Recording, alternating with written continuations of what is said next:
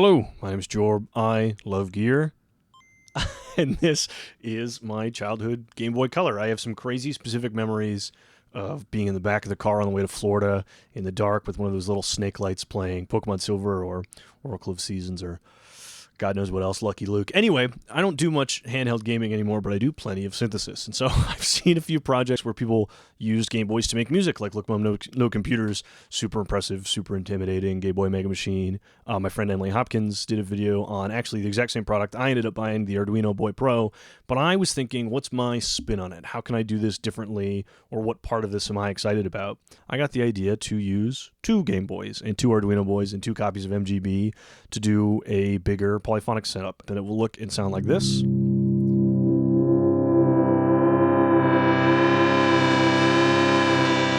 Run you through all the steps and all the pieces of hardware that make it possible for me to use one keyboard to control 2 Game Boys as a single 6-voice synthesizer. Very excited about this. Hope you guys enjoy it too. The first thing you're going to see is a sort of like lightning round walkthrough of the Game Boy sound engine. If you don't care about that, you can skip it. But if it does interest you, and I think it will, that starts now. Let's explain how the Game Boy sound engine works. So this is just a simpler setup than I will do later. This is my Nord lead to MIDI into this Arduino Boy. Over a link cable then to this Game Boy Color running an MGB cartridge. And I just have these blank flash cartridges. I bought these from a website that is no longer operating, Cat Skull Electronics. Really cool thing, but wasn't something they were going to keep going. A lot of this project is open source, and there's other resources to do this same thing without such a neat circuit board, etc. So I'm sorry you can't buy these exactly. They made it really, really easy for me, but there's still ways to do it.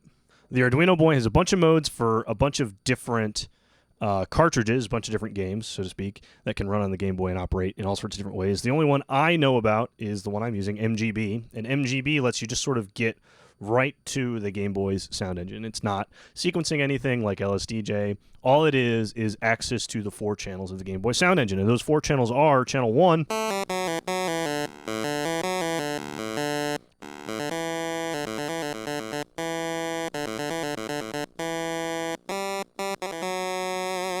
is that a Zelda thing? Each channel on its own is monophonic. They're very basic. Channels 1 and 2 are just different pulse waves.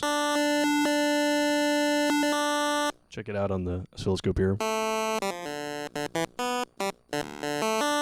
If I add in an envelope, you can see there's amp envelopes available here. Also, watching the oscilloscope, you can see that it's sort of clicking to different values. That's just the resolution of the volume. Super, super cool. There's also something I'm not going to mess with, but I just think is a cool part of the Game Boy sound engine. It has a sweep function, like a delta envelope, for pitch. Very video gamey sound in and of itself. You can pan them differently if you hit sustain.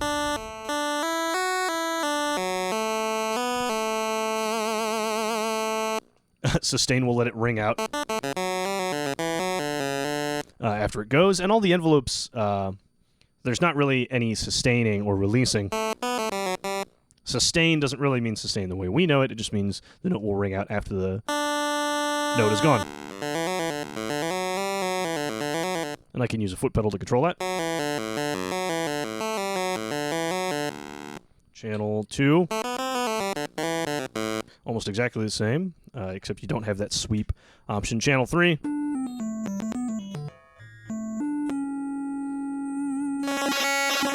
Lets you do a bunch of different waves. It's not just pulse waves.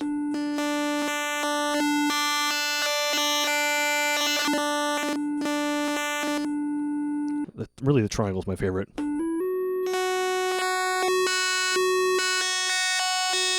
Some really complicated ones, too. So you have this wave offset. Changes where the wave starts in its cycle. It has sweep. Let me go back to a simpler wave.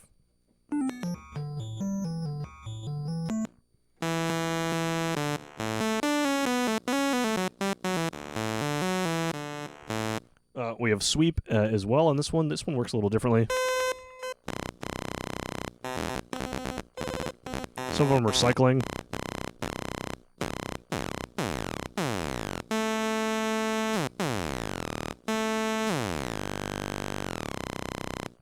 just some strangeness. And this last channel, channel 4, is all pitched noise. Tons of Pokemon sounds are in here.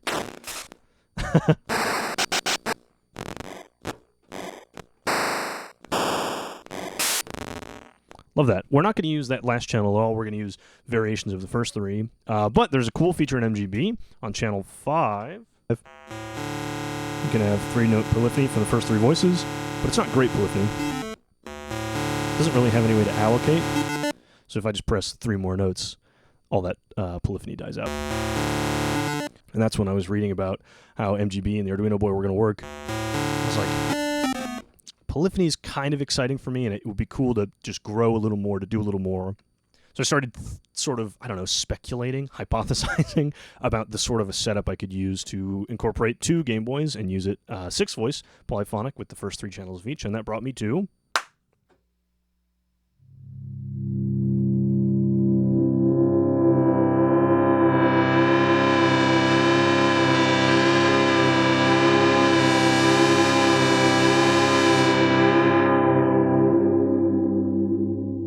There you go. Ta-da! This is the full setup. So the chain goes from Nordlead 2 to this Blocus Midihub, something that's been on my mind for a long time. I remember Oscillator Sync showed it off. Loopop did generative stuff with Eurorack, and I feel like Oscillator Sync did a ton. But what is it? The Midihub is a sort of advanced MIDI processor. It can change some messages into other messages. It can reroute messages. It can generate new notes and new CCs. It does a ton of stuff, and you control it all with this software editor. I'm also recording OBS off of my laptop, and on my laptop you can see I have the Midihub editor open, and I'll explain that whole chain of I guess, blocks. They call those individual things pipes. That whole thing is a chain, grouped up as a preset. I'll explain that as it goes. But Nordlead 2 to the Midihub, I'm using 3 of the Midihub's 4 outs. A and B are 1 each in Arduino Boy that then goes to a link cable to the Game Boy. 2 of them, Game Boy Colors, and then the 3rd out is just triggering the Vongon paragraphs, which is a filter. And then the audio is running out of the Game Boys into my mixer. My mixer is combining these into one effect send. That effect send is coming into the Vongon in mono, out of the Vongon in mono into the Empress, and then out and stereo.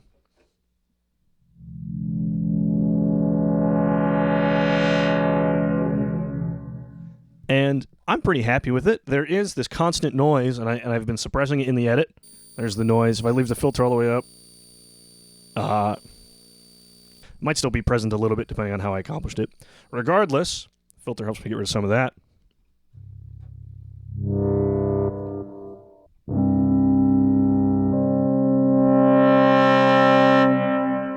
But yes, I'm going to go through this step by step. So if I lean over my laptop. So the Midihub editor, I think, kind of leaves a lot to be desired, but you can accomplish a lot of really, really cool things. And so I showed you how an individual Game Boy works, right? You can send it MIDI channels on 1, 2, 3, or 4. I only am interested in 1, 2, and 3 because 1, 2, and 3 are the ones that are tonal, not just the noise channel, at least for now. I'm interested in 1, 2, and 3. And even if it has that, if you send it on MIDI channel 5, you can cycle through all 3 of them. Didn't work that great. So I'm accomplishing the polyphony and a few other things in the Midihub editor. So if we watch the MIDI monitor in the bottom right here, every time I press a note, you see it come through to my selected pipe here. And so that's the MIDI that's coming in. I'm adding a sustain that I'm triggering with a foot pedal. And then I'm filtering out anything that's not note on or off. I find that the Arduino Boys can get bogged down with a lot of other messages. This dispatcher that I have selected is where the polyphony starts to get sort of thrown around. So you can see the incoming is always channel 1 and the outgoing is channel 5, 6, 1, 2, 3, 4, 5, 6, 1, 2, 3, 4, 5, 6. Goes through all of them. This rescale is scaling my velocity to be a lot less sensitive, and then I'm setting it to this virtual pipe, pipe B, and I'm using that to duplicate to these 2 whole chains that each end up to MIDI out A and MIDI out B, controlling each of the Arduino Boys. So I am filtering out the channels. So this first row is only responding to channels 1, 3, and 5. I'm remapping everything I send it to channel 5, the same channel, and then I'm dispatching that to 1, 2, and 3. I might not have to change them all to the same channel. I was using that for some other things, but the important parts are this is ignoring everything that's not 3 out of the 6 channels that are being distributed from the first chain, and it's responding to those 3 and then sending them out in a way that the Gameboy is going to recognize as channels 1, 2, and 3. And remember that filtered out anything that's not note on and off. So the second chain is just the opposite. This is 2, 4, and 6. The remap is the same. Everything's going to 5. I don't think that I need that, but I'm just leaving it for now. Might be a relic of an old thing. And then I've got 1, 2, and 3 as well. So these 2 dispatchers are identical, but they're going to different physical outputs. And so if you watch here on the Midihub as I press 6 notes, it's alternating left and right between these lights. That's telling us our outputs A and B. B, A, B, A, B, A. And then watch the 2 Arduino boys. Alternating between those as well, and depending on how bright the resolution is, maybe on this one, you can see it go 1, 2, 3 for my channels. Okay, how am I triggering the Vongon paragraphs? All that is that original filtered out chain that goes to virtual line B, that gets sent straight out to C. So it's just MIDI note on and note off, and that gets sent to no C. So now watch the third light here on the Midihub. Lights up every time a note comes on or off, regardless of which of the Gameboys it's sent to. So I have individually articulated volumes from each of the Gameboys. Because of the way the channels work, they're all gated, so they can all be the same. And the Vongon will react to any MIDI information that comes out on C, so that's every note on. Tied on the paragraphs here, so that third MIDI CC, this is a Type B jack. It only responds to note on and off over MIDI. As far as I know, I'm pretty sure that's it. And now is the right time to mention this video is in part sponsored by Vongon and their distributor in my part of the world, Mass Distro. I was like, you know, I could probably use a paragraphs for this silly thing I'm doing with 2 Gameboys. And my rep was like, yeah, it sounds cool. We'll get one over to you. So thank you for that. Super, super cool of them to do that. But the paragraphs is a filter and a function generator in a pedal. You can control it in a few different ways. You can interface with it a few different ways.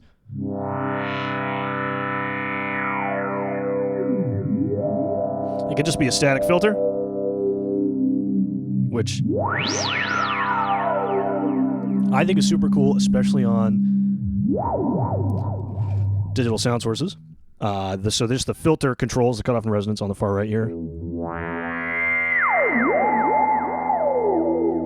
Can be self-oscillating, thank goodness. You see the trig light lighting up every time I play a key because I'm using the MIDI input. But that is how we interface with this function generator. So it's 2 stages. On cycle, it's an LFO.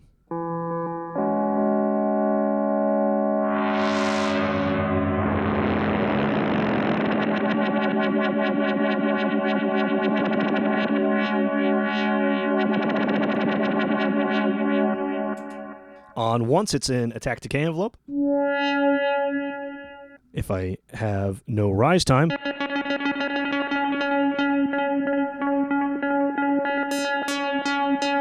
it's just decay. Decay time, the fall time. If I have just rise, just attack. This multiplier speeds up both stages, especially helpful if you're using it as an LFO.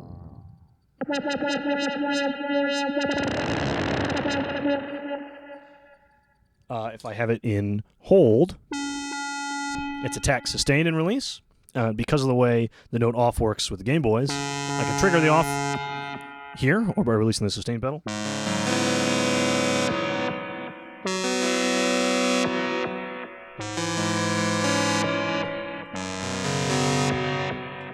And triggering it off, all sorts of things. And this changes the response from linear to exponential. Let's actually do that on the LFO.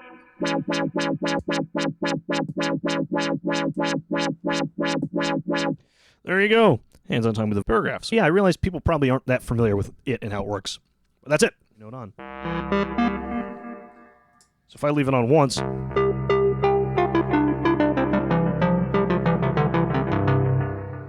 the notes I hold stay held.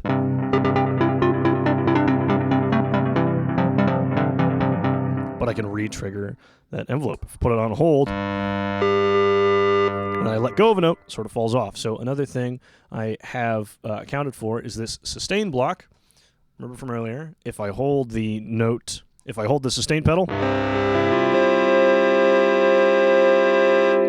it'll never send a note on message, and I can either manually trigger that to treat this like an ASR envelope, or if I let go of the sustain as soon as a note falls, then the whole envelope will go low. That's really it.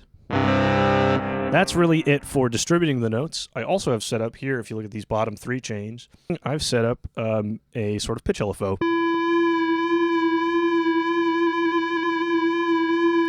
Not sure if you can see it on the far left of the Nord lead, but I'm controlling it, the depth and the rate with the mod wheel and one of the LFO knobs. You can see the visuals on the OBS capture though. But this CC LFO, I need the MIDI CC to be a little bit of a tighter range. So instead of going from 0 to 127, it goes from 0 to 18. I'm transforming that to a pitch bend on channel 5 because that will have the Gameboys reacting on all channels. And then that is going to a virtual pipe C, that is to the 2 physical outs. So no matter how many notes I have held, I can affect them all with the same pitch LFO. I could be doing different LFOs for each channel. I could have LFOs sync to other things. I could be using envelopes to send out CCs. There's so much you can do in the Midihub editor. I'm keeping it kind of simple, straightforward for this. I'm trying to limit my scope.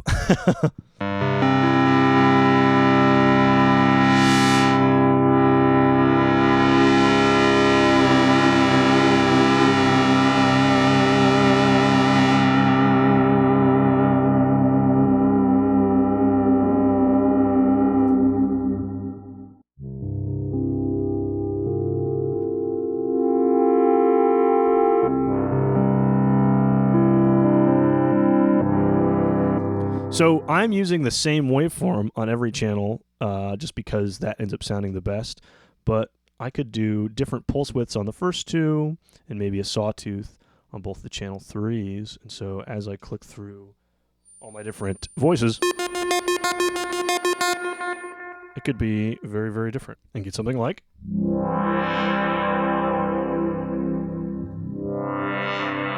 So it's a slightly different setup on each of the oscillators.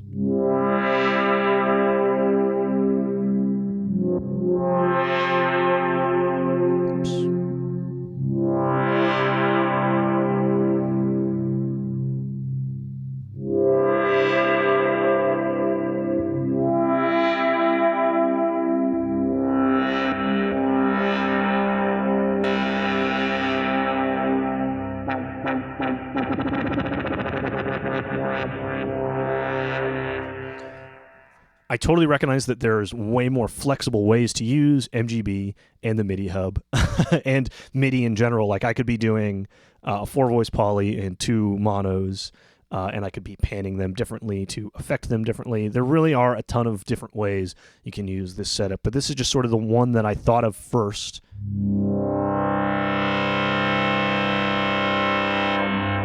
And the one that I was like, I wonder.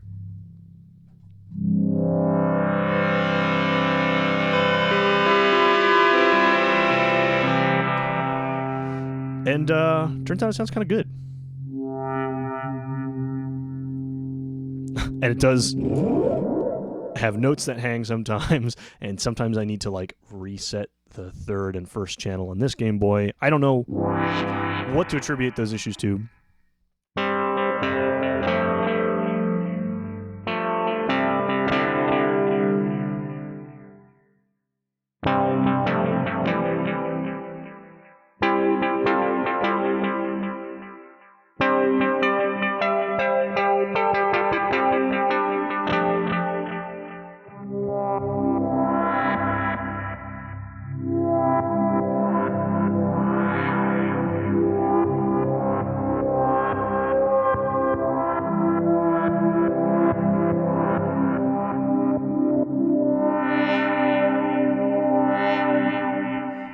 Yeah, but there you go. It's just a dumb idea I had. And I was like, I bet that could be kind of cool. It is. Is it practical? Hell no. But any of these things individually, the Midihub is super powerful. Midihub plus the Arduino Boys is crazy. You could do all sorts of like different, especially with the being able to pan left and right. You technically have 4 outputs from this. So doing that, you can have 4 oscillators or 6 oscillators in 2 sort of buses. The flexibility between these 2 is really, really crazy. And I'd love to see somebody who's better at chiptunes, more into chiptunes, utilize things like that together. Imagine this controlling 4 Gameboys, or even more, with some more clever MIDI channel stuff. Also, the paragraph's on its own, but being triggered by MIDI that is manipulated by the Midihub. As simple as I can use a sustain pedal to manually trigger that on and off. That could be a separate sustain pedal. I could be triggering that with anything else. Also, the paragraphs combined with digital sound sources. I think paragraphs filtering something that's using samples or wavetables or FM synthesis is so cool. And MIDI, again, combining Midihub with its MIDI trigger, you can use it like a sort of a paraphonic filter or as an LFO on top of something else. I think even on vocals, I think the paragraphs could be really cool. Anyway, I'm using it for sort of the most like, synthesizer man, caveman brained solution I could. So there you go. I hope this inspires you to look more into any one of these components. My name's Jorb. I love gear. I also love the Game Boy. But thanks for watching this silly idea. Really glad it worked.